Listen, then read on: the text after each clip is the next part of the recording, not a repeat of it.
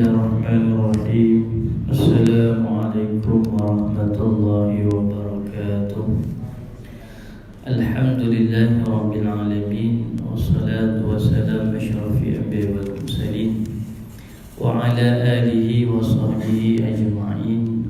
Qala rabbi shrah li sadri wa yassir li amri wahlul 'uqdatam min lisani yafqahu qawli. Allah Ta'ala a'udzu billahi minasyaitonir rajim wa nunazzilu minal qur'ani ma huwa shifaa'un wa rahmatul lil mu'minin wa la yazidu zalimina illa khasara amma ba'd. Alhamdulillah, pertamanya bila sama-sama kita merapatkan setinggi-tinggi rasa syukur kepada Allah di atas segala yang telah dilimpahkan ke atas kita semua, daripada sekecil-kecil nikmat sehinggalah sebesar-besar nikmat Islam dan iman. Mudah-mudahan dengan segala nikmat tersebut kita berusaha untuk menjadi hamba-Nya yang beriman, hamba-Nya yang bersyukur, hamba-Nya yang bertakwa, hamba-Nya yang berusaha untuk melakukan segala ketaatan dan meninggalkan larangan-larangan Allah, insya-Allah. Alhamdulillah, kita bersyukur pada Allah kerana memberikan kita satu kekuatan yang sukar untuk sesetengah orang dapat, iaitu datang ke masjid, datang ke surau untuk solat secara berjemaah, dan juga untuk kita berada dalam majlis ilmu, duduk sebentar beriman sejenak. Sebab dorongan-dorongan sekarang ini banyak dorongan-dorongan duniawi yang menyebabkan iman kita gagal untuk memberikan kekuatan pada diri kita datang ke masjid, datang dengan majlis ilmu. Kerana apa? Duduk di rumah tu lebih seronok, duduk depan TV tu lebih gembira, duduk baring ataupun duduk baring sambil melihat telefon bimbit itu lebih seronok berbanding kita datang ke masjid. Sedangkan yang menawarkan ganjaran itu Allah sendiri. Allah ni lebih daripada agung, lebih tinggi daripada agung, lebih tinggi daripada raja, lebih tinggi daripada segala sultan, lebih tinggi daripada segala-galanya. Maka bila Allah menawarkan sesuatu habuan, maka rugilah kita tak ambil. Dan sebab itulah malam ni kita nak sambung bincang. Sebelum ini kita bincang tentang konflik antara dorongan nak buat baik, nak buat jahat, nak buat pahala, nak buat dosa, nak melakukan sunnah dengan kita nak melakukan hal-hal yang lalai an-nara. Dorongan itu sentiasa akan ada konflik untuk kita membuat satu perkara. Maka kita dah bincang panjang lebar pada kuliah yang lepas, dan pada malam ini kita akan bincang bagaimana untuk kita mengawal pula dorongan yang ada pada diri kita. Jika tak kawal, semua benda kita nak buat. Kalau rasa nak tidur, kita tak kawal dorongan tidur, tidurlah kita. Itu jadi tidur. Yang tidurlah, yang jenis tidur, suka tidur ni, dia sentiasa terdorong nak tidur.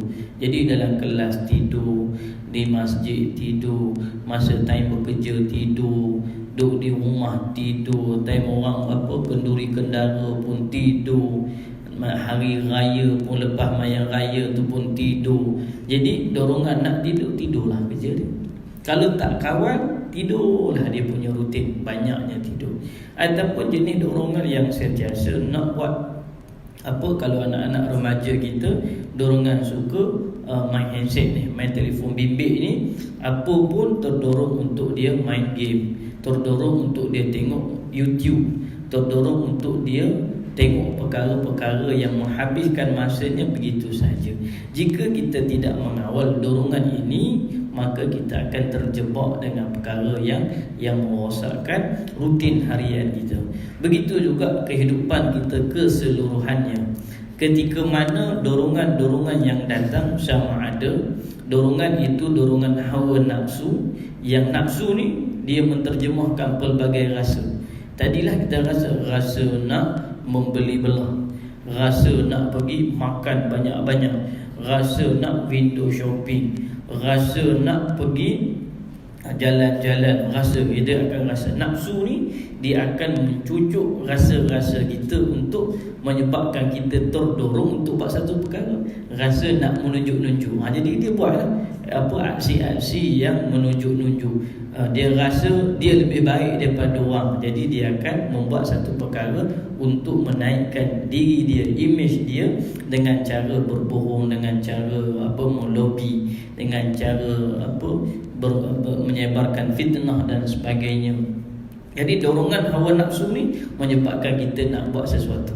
Begitu juga sama ada dorongan daripada hasutan syaitan. Syaitan pun boleh menghasut kita. Dia boleh menghasut dengan pelbagai hasutan yang menyebabkan kita terdorong.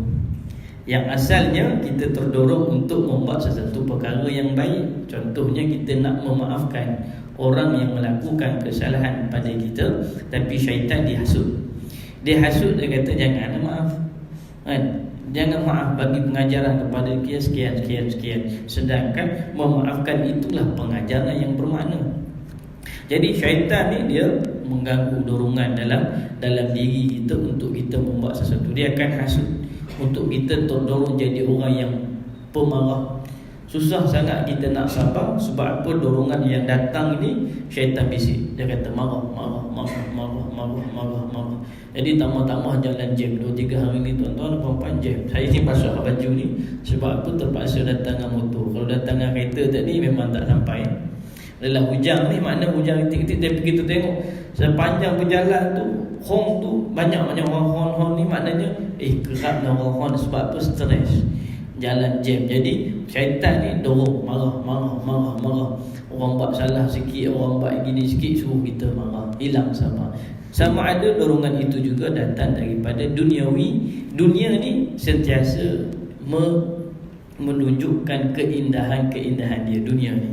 Dunia ni pada isinya memang seronok tuan-tuan dan puan-puan. Siapa yang tak nak dunia? Semua orang nak. Tanya saya pun nak.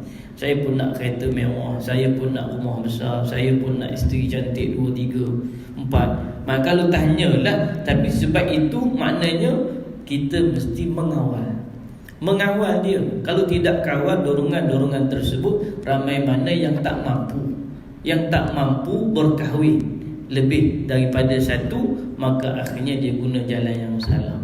Dia pergi ke Thailand, dia pergi ke mana-mana bawa lari anak orang, kahwin siap-siap senyap-senyap, mengaku bujang padahal ada isteri satu. Sebab apa? Dorongan itu yang dia tidak mampu kawal, maka akhirnya dia buat satu perkara yang tak elok. Begitu juga dorongan-dorongan yang memberikan bahaya pada diri dia. Ramai mana yang terdorong nak bunuh diri, tuan-tuan dan puan-puan. Memang banyak kes cubaan untuk membunuh diri. 10 daripada kalangan remaja kita, seorang ada keinginan membunuh diri. 10 remaja kita, seorang ada keinginan nak bunuh diri. Maknanya ini dorongan kerana mungkin dia kecewa dengan hidup dia. Dorongan mungkin dia clash dengan crush dia. Dorongan mungkin dia dibuli dan sebagainya, ataupun dia didera, ataupun dinamakan ada traumatic event dalam hidup dia, itu menyebabkan dia trauma, akhirnya dia rasa kecewa dan dia nak bunuh diri. Ini dorongan-dorongan yang kalau kita nak bahaskan memang panjang lebar. Kita lihat kenapa orang dia tidak mengawal dorongan dia, akhirnya dia pergi. Kan kita kadang-kadang kita marah, apa terdorong kita rasa nak penampar orang, kita rasa kita nak pukul, kita rasa kita nak mengata ni. Ramai mana bila dia post status, mana dia buat tulisan lah, mana dia post status dia di Instagram ke, di Twitter ke, di Facebook, ataupun di dalam mana-mana grup, masa tu dia menyesal. Sebab apa? Oh, tak patut kamu kata macam tu. Kerana ketika itu dia tidak mengawal dorongan. Boleh jadi ketika itu dorongan yang datang itu daripada sifat amarah dia, ataupun dorongan ketika itu datang daripada hasutan syaitan, ataupun dorongan itu datang daripada adu domba manusia-manusia yang sekeliling dia itu, yang nak keburukan itu berlaku pada diri dia. Maka akhirnya dia buat keputusan melulu-lulu yang akhirnya dia akan menyesal. Ini maknanya kita akan lihat bagaimana caranya untuk kita mengawal. Dorongan yang mendorong manusia dan haiwan melakukan aktiviti secara tiba-tiba untuk memenuhi keperluan hidup dan kelangsungan keturunannya merupakan anugerah Allah yang luar biasa. Oleh kerananya tindakan yang mewujudkan aktiviti merupakan sesuatu yang alami. Satu, sebelum itu kita kena faham bahawa dorongan ini satu anugerah juga. Dorongan macam mana? Dorongan yang fitrah, iaitu orang lelaki terdorong minat pada orang perempuan. Orang perempuan terdorong untuk minat kepada orang lelaki. Yang songsang itu yang kita perlu tahu. Hari ini khutbah negeri Selangor suruh menolak dorongan-dorongan songsang. Perempuan suka pada perempuan. Hari ini kita dah tengok ini ada penyakit. Lelaki terdorong minat kepada lelaki, mana ni penyakit. Itu bukan anugerah. Begitu juga seorang ibu, dia ada dorongan sifat menyayangi. Walaupun itu bukan anak dia, ataupun dia seorang wanita, ataupun kita tengok anak-anak kita, anak-anak gadis kita yang umurnya 7 tahun, 8 tahun, dia dah nak jaga adik dia. Mana dia ada sifat penyayang, dia ada sifat untuk memelihara, menjaga. Maknanya dia nak dia tengok budak-budak, anak-anak gadis kita ni, orang perempuan, memang dia suka kepada budak-budak. Tapi hak tak suka pada budak-budak ni, hak kita sedih ni. Sepatutnya dorongan itu adalah anugerah. Kita nak lindungi budak, tapi kita belasah budak, kita dera budak, kita dera kanak-kanak. Macam berapa banyak dah kes-kes yang menyebabkan anak-anak didera dan terbunuh disebabkan dorongan yang fitrah yang Allah bagi. Sepatutnya kamu ada sifat menyayangi, sifat melindungi, tapi benda itu kamu hilangkan pada diri kamu. Sepatutnya tidak. Sebab itulah dalam kita melakukan sesuatu perkara yang tidak baik, pada dulunya kita akan rasa dorongan takut, rasa bersalah. Kan tak boleh ni. Kan mula-mula kita nak ambil barang orang ni, tak boleh. Kita rasa terdetik, terdorong pada diri kita, ini adalah satu benda yang bersalahan. Tapi bila dah biasa ambil barang orang ni, curi barang orang ni, ambil hak orang lain ni, maka dia dah tak rasa bersalah. Dorongan dia tu, fitrah yang Allah anugerahkan itu dah hilang. Begitu juga seorang suami kan, dia bila isteri tanya, bang di mana dia tipu sekali, alamak rasa bersalahnya tipu isteri. Tipu lagi kali kedua rasa bersalah. Tapi dia dah tiap-tiap hari tipu, mana bang on the way saja, padahal duduk melepak lagi. Maknanya dah biasa. Sebab itu bila kita menipu dengan kawan-kawan kita ni, kita duduk kata on the way dah, biasa kan. Mana ni on the way, padahal dia duduk tengah tibai roti canai lagi. Bos tanya, mana man, kenapa tak sampai office lagi? Oh bos, jalan jam, on the way. On the way tu dia tengah baru order teh tarik satu bang. On the way dia tu baru tengah order teh tarik. Mana dia dah jadi kebiasaan dia menipu. Sedangkan itu adalah fitrah yang awal Allah bagi dorongan yang rasa bersalah. Sepatutnya kata, bos minta maaf bos, saya ni memang bangun lambat, kemudian memang tak tahan sangat lapar ni, tengah tunggu teh tarik dengan roti canai satu ni. Dia sepatutnya dia terdorong untuk bagi tahu macam tu. Tapi datang dorongan hasutan syaitan tadi menyebabkan dia tak terdorong begitu, maka akhirnya dia dah jadi orang yang menipu. Maka sebab itulah Islam merupakan agama fitrah dan ajaran yang tidak bertentangan dengan fitrah manusia. Islam tidak memandang dorongan seksual, contoh, sebagai sesuatu yang hina. Lebih-lebih lagi menganjurkan untuk mengingkari atau melarangnya. Bersamaan dengan pandangan tersebut, Islam tidak membebaskan secara mutlak kepada manusia dalam memenuhi motivasi ataupun dorongan tanpa batasan yang jelas. Jadi Islam memandang setiap dorongan fitrah ini adalah satu benda yang mulia. Kita terdorong untuk kita lelaki terdorong pada perempuan, perempuan terdorong pada lelaki. Maka cara mengawal, Islam mengawalnya adalah dengan perkahwinan. Maka kalau kita nak sangat, maknanya bila terdorong dah dan kita mampu, dan Islam ini menjaga benar-benar keturunan, menjaga agama, menjaga kesihatan dan sebagainya, maka jalan perkahwinan itu memang mampu untuk menjaga, memelihara dorongan supaya kehidupan kita bahagia. Kalaulah tidak dikawal dorongan tersebut dengan perkahwinan, bayangkan macam mana. Kan kita bebas hidup, boleh hidup dengan mana lelaki, mana perempuan yang kita suka tanpa ada perkahwinan. Bila tak suka, kita cari orang lain. Bila suka, balik-balik. Bayangkan bagaimana akhirnya kita membentuk orang yang tidak setia. Kesetiaan itu dibentuk oleh agama. Orang lelaki ni setia sebab apa? Agama saja. Kalau agama tak ada, belum tentu boleh setia. Tapi sebab agama suruh, jadi kita setia. Begitu juga isteri kita boleh taat pada suami sebab apa? Kerana kawalan agama. Bila agama memerintahkan isteri taat pada suami, maka dia taat. Jika tidak, kalau tak adalah perintah agama, kawalan tersebut, dia pun lawan suami. Kan, apa pun suami tak izin, dia lawan saja. Tapi sebab adanya kawalan. Yang ni yang kita kata agama lah yang mengawal fitrah manusia. Kamu suka pada lain jantina, bagus, tapi jangan suka pula sama jantina tadi. Maka inilah yang kita namakan bahawa Islam ni dia meletakkan satu batasan. Orang perempuan dia terdorong untuk berhias. Maka kawalan perhiasan itu adalah untuk suamimu. Bukanlah kamu nak berhias cantik sangat, tapi nak suruh semua orang tengok. Baik lelaki baik pun boleh tengok, lelaki yang ajnabi pun boleh tengok, mahram kamu pun tengok kamu, semua orang boleh tengok. Hak jahat, hak baik, orang mana pun, bangsa mana pun, bila kamu post saja, dia boleh tengok kamu. Sebab apa? Kamu tak kawal dorongan kamu. Kamu nak cantik, silakan, cantiklah. Seronok suami dapat isteri cantik. Kamu nak apa? Berat badan yang ideal, BMI normal, cantik, pinggang ramping, silakanlah. Tapi tunjuk pada siapa?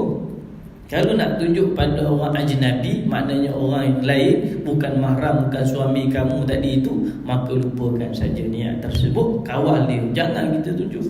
Kita rasa tengok depan cermin cantiknya kita kan, dengan pakai gincu bibir merahnya, dengan pakai apa foundation pipi kita kemerah-merahan, kita letak pula contact lens yang warna biru pula, kita color lagi kening kita, kemudian kita pakai baju berwarna-warni kita, maknanya orang lelaki pun tengok cair. Siapa pun tengok lawanya, lawa tu pada penampilan itu. Belum lagi perangai di dalamnya, tapi secara biologinya, biofizikalnya, orang seronok tengok kita. Sedangkan sepatutnya kamu kena kawal. Kamu kena kawal biar yang puji kamu tu suami. Apa guna orang lelaki lain memuji kamu, tapi suami tidak pernah pun untuk merasai kenikmatan, ketenangan, kebahagiaan bersama dengan apa yang kamu rasa diri kamu tu cantik. Tapi tu apa, Tuhan cantik, tapi ya Allah mulut dengan suami ni bang macam ni, bang macam tu, suami healing kepala, Allah muka cantik dah, tapi cakap dengan suami masya-Allah tabarakallah. Ini yang kita kena faham. Begitu juga seorang suami, seorang lelaki yang ada isteri, kamu nak tunjuk kamu ni bagus, nak tunjuk kamu itu, kamu nak tunjuk kamu ini, kamu nak tunjuk tu pada siapa?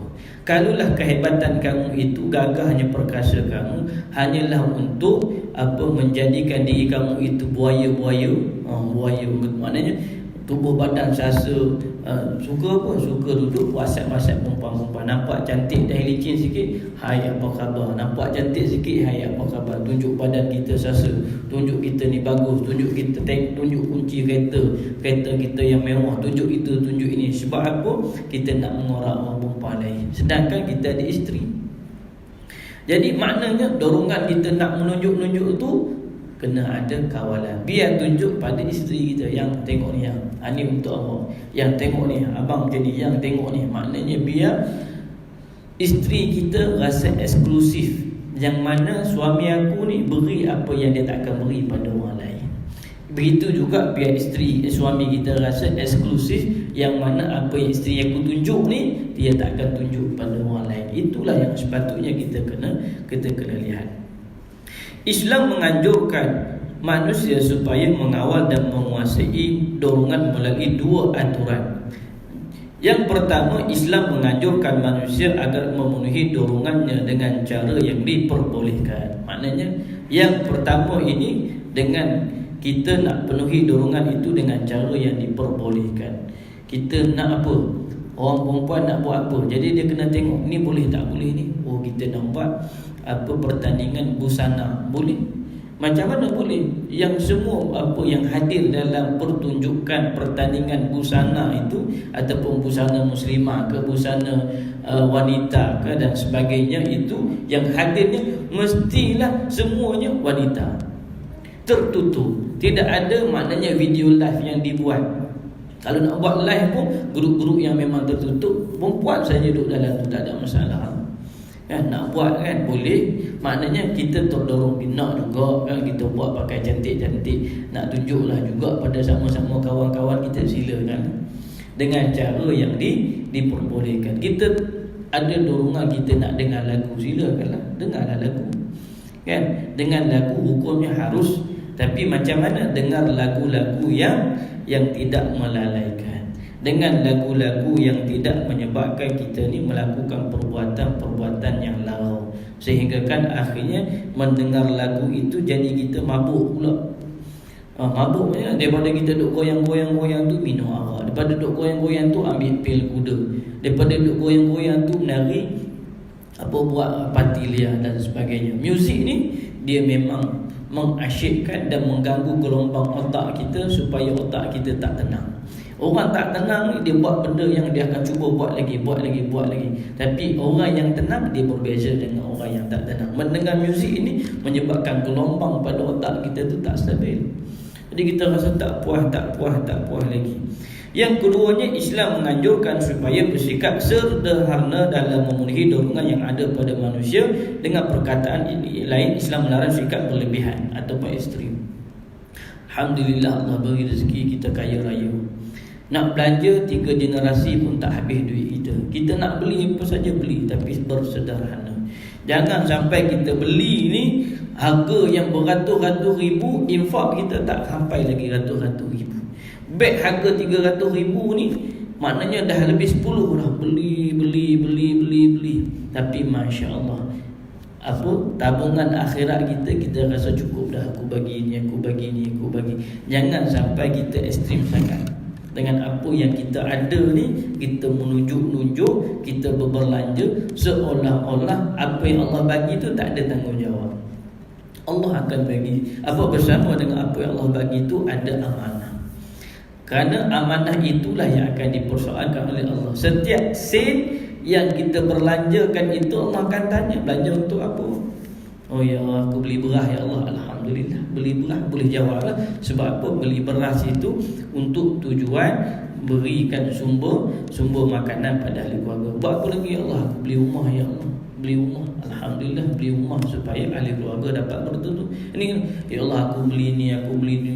Patut guna untuk apa? Dalam almari lah ya Allah. Duduk dalam almari. Kemudian dah buruk makan anak-anak buang begitu saja. Harga beribu-ribu habis dia tu saja. Jadi kita ni ada orang dia berbelanja ni, dia tak bersederhana. Walau begitu juga kalau bab makan ni duit banyak kan. Berapa ni? Boleh makan sampai kita bawa. Makannya 2 orang. Tapi duduk atas meja tu 10 orang tak habis makan lagi. Tapi tak apalah, sebab kita ada duit kita bayar. Tapi itu maknanya kita dah berbelanja berlebih-lebihan, menyebabkan kita membazir. Benda ni Allah larang. Jadi benda ini yang disebutkan oleh Nabi SAW, kita kena bersikap sederhana. Nak marah pun sederhana, kita tak setuju pun bersederhana. Jangan sampai kita maki hamun orang. Jangan sampai kita memfitnah orang. Jangan. Benda ni kena buat secara bersederhana. Jadi penulis telah menguraikan persoalan ini berkenaan dengan ilmu Quran dan ilmu jiwa. Aturan yang ditawarkan oleh Al-Quran untuk memenuhi dorongan alamiah manusia dirumuskan melalui 2 cara dari teks Al-Quran yang mengisyaratkan hal tersebut. Di samping itu, hadis Nabi SAW pun banyak menyatakan hal yang sama dengan teks Al-Quran. Jadi sebab itulah Al-Quran merupakan panduan yang lengkap yang mengajar kita bagaimana caranya untuk kita memenuhi setiap dorongan yang ada pada diri kita, dan bagaimana perlunya kita mengawal setiap dorongan, kerana tidak semua dorongan itu perlu kita penuhi. Tadi saya dengar dalam satu radio Cool FM itu bincanglah pasal pengurusan keuangan. Pengurusan keuangan, ada satu orang tu dia telefon tante saya ni dah 2 hari lagi nak gaji, tapi lalu depan KFC anak minta KFC. Anak menangis-nangis, saya pun terpaksa lah korbankan duit RM30. Ini dorongan. Maknanya kita bukan nak cerita pasal dia tu, tapi kadang-kadang kita ni apa yang anak nak semua bagi. Kita tak mendidik anak-anak kita, apa yang dia terdorong dalam diri dia itu, ada yang boleh kita penuhi, ada yang tak boleh kita penuhi. Ada yang kita boleh izinkan untuk dia penuhi, ada yang perlu kita halang dia untuk dia penuhi. Jika tidak, dia nak keluar malam, kita bagi. Dia nak pergi tidur rumah kawan, tanpa ada kawalan, kita nak bagi. Anak nak beli itu, kita bagi je tanpa ada kawalan. Itulah yang merosakkan anak-anak kita. Begitu juga pada isteri kita, kena ada kawalan. Tapi jangan pula kedekut sangat. Isteri nak semua tak boleh, ini tak boleh, itu ekstrim pula. Kita mesti memenuhi keperluan isteri kita, kehendak dia, tapi mestilah kita kawal. Kawal macam mana? Tengok Quran ajar macam mana, tengok hadis Nabi SAW didik kita macam mana. Maka sebab itulah yang seterusnya, hendaklah kita memenuhi dorongan pada diri kita itu dengan cara yang diperbolehkan, yakni halal, dan menghindari cara yang dilarang. Daripada Abu Hurairah radhiyallahu bahawa Rasulullah SAW sabda yang bermaksud, wahai manusia, sesungguhnya Allah SWT itu maha baik. Dia tidak akan menerima kecuali sesuatu yang baik. Sesungguhnya Allah memerintahkan orang yang beriman sebagaimana dia memerintahkan para utusannya. Allah SWT berfirman yang bermaksud, hai para rasul, makanlah yang baik-baik dan lakukanlah amal soleh. Firman-Nya lagi yang bermaksud, hai orang-orang yang beriman, makanlah di antara rezeki yang baik-baik yang kami berikan kepadamu. Lalu Rasulullah SAW menggambarkan bahawa seorang musafir yang tidak terurus sehingga tampak selekeh dan berdebu seringkali berdoa dengan menadahkan tangannya ke langit, ya Rabbi, ya Rabbi, padahal makanan yang dia makan itu, air yang dia minum, pakaian yang dia pakai, dan makanan yang diberi oleh lain untuknya semuanya haram. Maka bagaimana doanya diterima di sisi Allah padahal dia memakan barang yang haram? Hadis riwayat Imam Muslim dan Imam Tirmizi. Ini hadis yang biasa kita dengar. Seorang yang dia berdoa pada Allah, dia susah tapi dia berdoa, tapi dalam keadaan makanan yang dia makan tu makanan yang haram, air yang dia makan, dia minum tu minuman yang haram, pakaian yang dia pakai itu pakaian yang haram, dan semua yang dia lakukan adalah perbuatan yang haram. Bagaimana Allah nak menerima doanya? Bagaimana Allah nak menerima taubatnya? Sekiranya dia tidak meninggalkan perkara yang haram. Kenapa? Taubat itu maknanya meninggalkan maksiat yang dilakukan tersebut. Dia nak taubat pada Allah, tapi dalam masa yang sama makan riba lagi. Dia nak taubat pada Allah, dia menipu orang lagi. Dia nak taubat pada Allah, tapi dia zalim pada orang lagi. Macam mana Allah nak terima taubat dia? Maka sebab itulah tuan-tuan dan puan-puan rahmatillah sekalian, dalam hadis ini Nabi menegaskan kepada kita bahawa Allah akan terima yang baik saja. Apa yang terdorong untuk kita lakukan, maka kita lakukanlah yang baik-baik. Yang mana tidak baik yang terdorong dalam diri kita ni, kita cuba lawan. Namanya mujahadah, namanya tazkiyatun nafs, namanya riyadah an-nafs. Maknanya kita kena latih jiwa kita ini supaya kita ni duduk dalam keadaan buat benda yang baik. Walaupun kita fahami kita sebagai manusia yang lemah, ada kalanya kita terlalai, terleka dan kita tersalah dalam melakukan dosa dan maksiat. Ketika itu kita sedar dan kita kembali kepada Allah, kita bertaubat kepada Allah, meninggalkan perkara tersebut.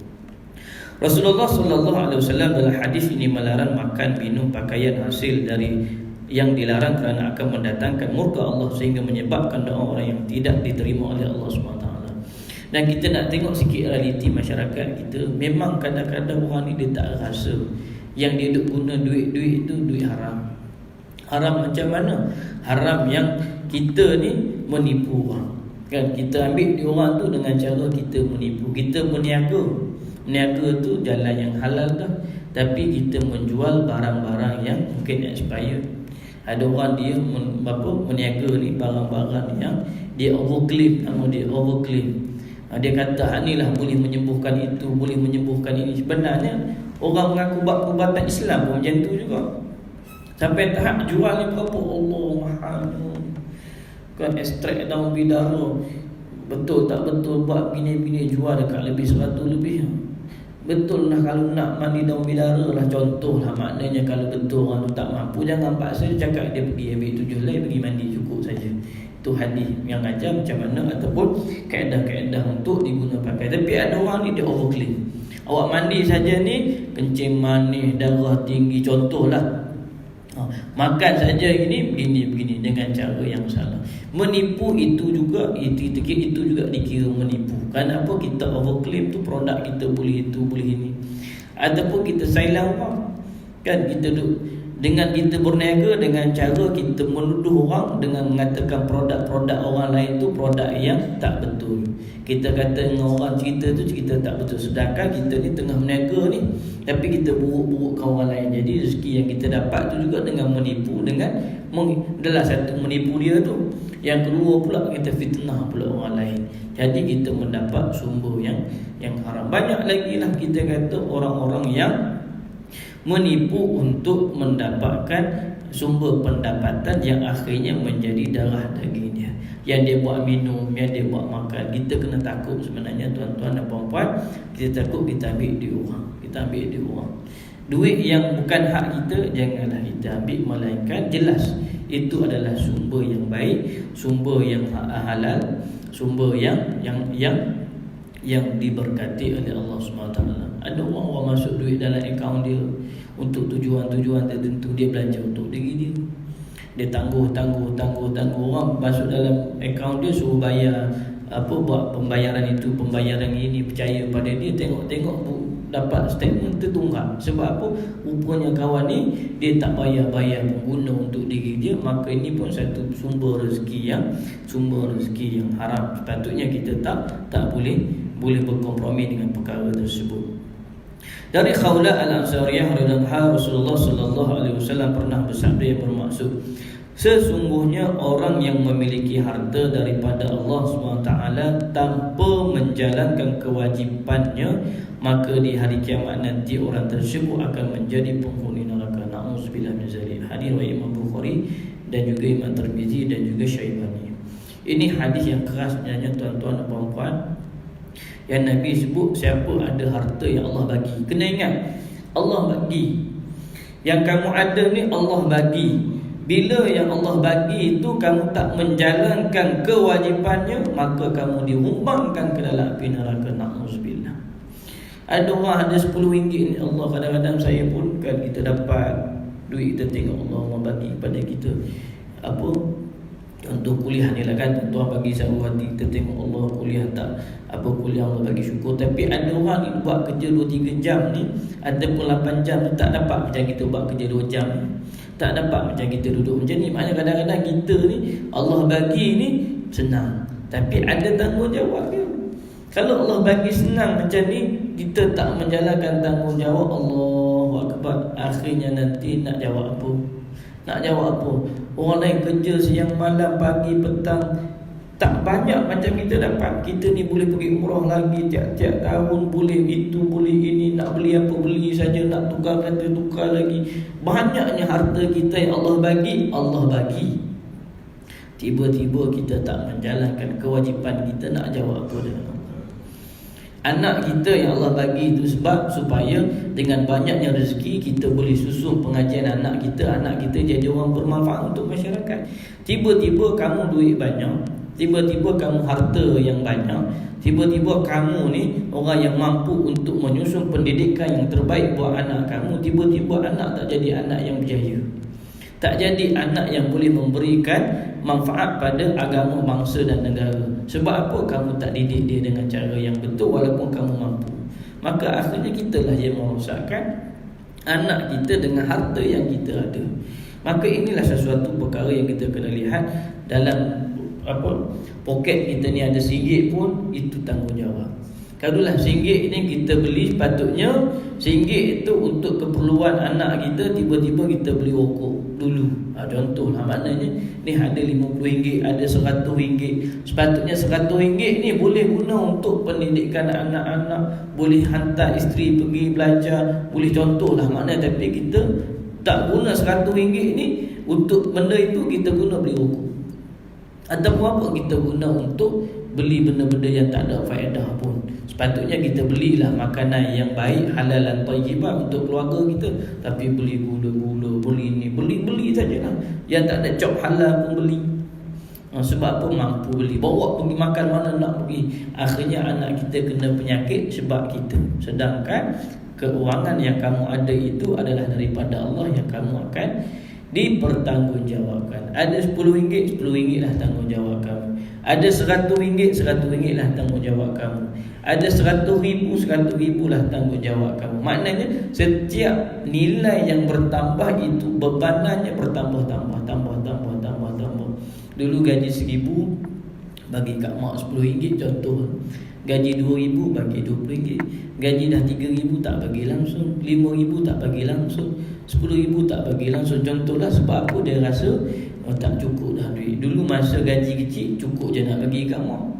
Tapi bila dah bergaji ni tak bagi kat mak. Dulu tak ada suami, bagi pula kat mak. Tiba-tiba ada suami tak bagi kat mak. Sepatutnya lagilah senang bagi kat mak. Sebab tanggungjawab suami itu yang jaga kamu, kamulah yang kena bagi kat mak. Contoh, benda-benda yang macam ni kadang-kadang kena betulkan balik, kena alignmentkan balik apa yang kita sepatutnya buat, sehingga kan kita boleh hidup dalam keadaan diberkati oleh Allah. Dalam hadis ini terdapat larangan yang jelas bagi manusia dalam memenuhi dorongan memiliki harta kekayaan dengan cara yang tidak dibenarkan oleh syarak. Dalam hadis tersebut terdapat ancaman bagi orang yang tidak mematuhi aturan Allah akan diberi balasan berupa neraka Jahannam. Dari Nu'man bin Bashir bahawa Rasulullah SAW bersabda yang bermaksud, sesungguhnya sesuatu yang halal itu jelas, sebagaimana sesuatu yang haram itu jelas. Adapun di antara keduanya ialah syubhat, sesuatu yang samar yang tidak diketahui oleh banyak orang. Barang siapa yang takut hal-hal yang syubhat, maka dia terbebaskanlah dari agama dan kehormatannya. Dan barang siapa yang terjerumus ke dalam hal-hal syubhat, maka dia terjerumus dalam hal yang haram, seperti pengembala yang menjaga gembalaannya dari tempat terlarang. Ingatlah bahawa dia setiap pemilikan itu terdapat hal yang terlarang, dan sesungguhnya larangan Allah itu ialah hal-hal yang diharamkannya. Hadis riwayat Imam Bukhari, Imam Muslim dan Imam Nasai. Maka hadis ini sama seperti mana hadis sebelum ini. Maka untuk kita memenuhi dorongan itu dengan sesuatu yang halal.